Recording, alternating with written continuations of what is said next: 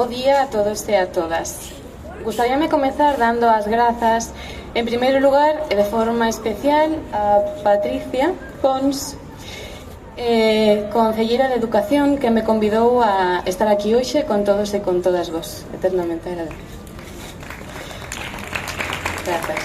Así mesmo, grazas tamén a todas as institucións, autoridades e persoas encargadas de facer posible esta feira do libro en Ferrol, a miña cidade.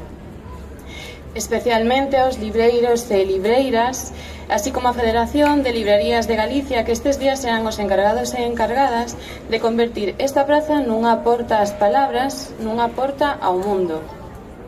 E por último, e non por isto menos importante, este camiño non o percorrín soa.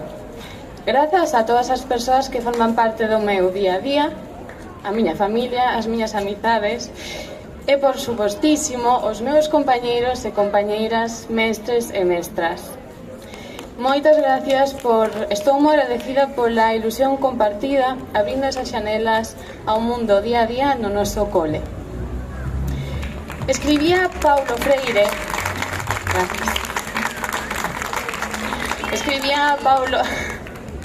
Escribía Paulo Freire: non hai palabra verdadeira que non sexa un conxunto solidario de dúas dimensións indicotomizables, a da reflexión e a da acción.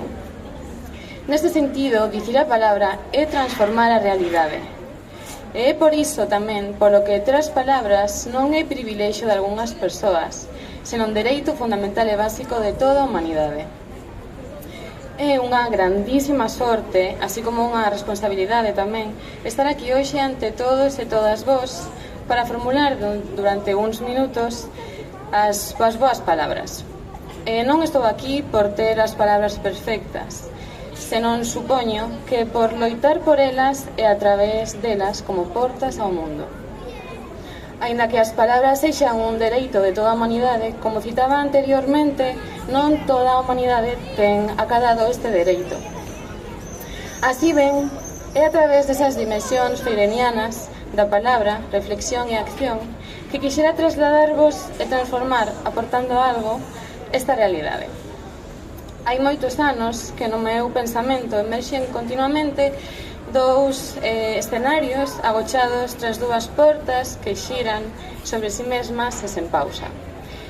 Portas que amosan directamente a relación entre as palabras e a vida. Detrás dunha desas portas, onde a acción está máis presente, sona lixeiramente unha melodía que parece recordar o maravilloso que é sementar flores nas miñas aulas todos os días, compartindo con eses tesouriños que están por aí adiante sentados, compartindo os coñecementos en forma de palabras cheas de esperanza e, por suposto, recoñecemento horizontal.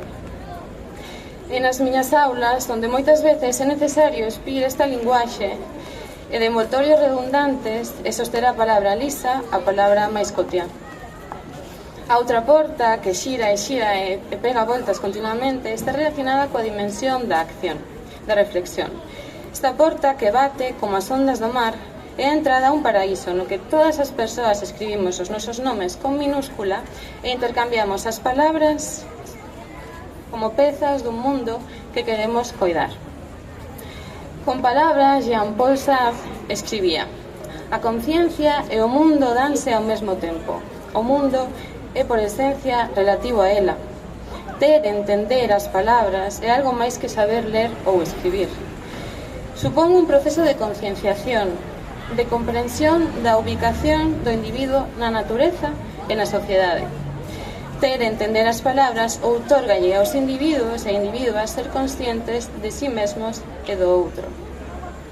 A alfabetización, ter e entender esas palabras, esas sementes que rego todos os días no meu cole, serán coñecemento na medida en que procuren a integración do alumnado na sociedade, sobre como vivir no mundo. Na medida en que o alumnado perda medo a liberdade a través do seu pensamento. E na medida en que estas palabras poidan crear nelas e neles un proceso de recreación, de búsqueda, de independencia e a vez de solidariedade. Un paraíso cheo de xanelas, onde as palabras aparecen nunha viaxe para facernos máis libres, pero non a min, nin a ti, senón a nós nunha primeira persoa do plural. Anímovos a todos e a todas a abrir as vosas xanelas ao mundo, a viaxar cara ao pasado e cara ao futuro a través das palabras, a convidar a todo mariñeiro e mariñeira que todavía, ancorado no porto de Coruxeiras, sinta medo ou preguiza por zarpar e descubrir en alta mar esa porta a universos infinitos. E sobre todo, convídovos a compartir coa tripulación do voso navío todo enriquecedor e transformador de cada historia, porque as historias, se non se contan, non son historias. Grazas.